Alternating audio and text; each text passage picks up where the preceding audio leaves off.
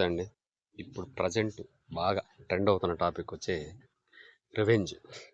Revenge ఏంటంటే ఇప్పుడు మనం ఎవరికైనా ఏదైనా చేసామనుకో, వాళ్ళు తిరిగి మనకు ఏదో ఒకటి చేయడం.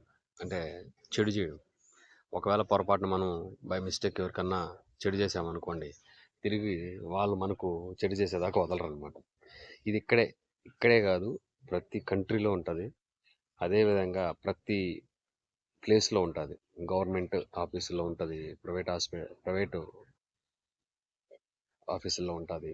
ఏంటంటే చాలా ఎగ్జాంపుల్ అనమాట. ఇప్పుడు రివెంజ్ తీర్చుకోవడం వల్ల నీకేమొస్తుంది? ఏం రాదు. కానీ అది ఎవరికి అర్థం కాదు. అంటే ఇతను నాకు ఒకటి చేశాడు కదా, అది దానికి మనం కూడా ఏదో ఒకటి చెడు చేస్తే అయిపోద్దండి. రివెంజ్ వల్ల మానసిక పరిస్థితి అనేది సర్వనాశనం అయిపోతుంది. సో మన యొక్క లైఫ్ని మనమే సర్వనాశనం చేసుకోవాలనుకుంటే మాత్రం ఈ రివెంజ్ టాపిక్ని యూస్ చేసుకోవచ్చు. కానీ ఇక్కడ పెద్ద చిన్న అనేది ఏం లేదు.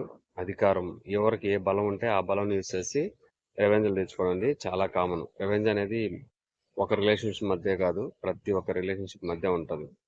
సో ఆ కాన్సెప్ట్ తగ్గినట్లయితే రిలేషన్షిప్ అనేటివి స్ట్రాంగ్ అవుతాయి. ఆ కాన్సెప్ట్ తగ్గకపోతే రిలేషన్షిప్స్ అనేటివి సర్వనాశనం అనేటివి అయిపోతాయి.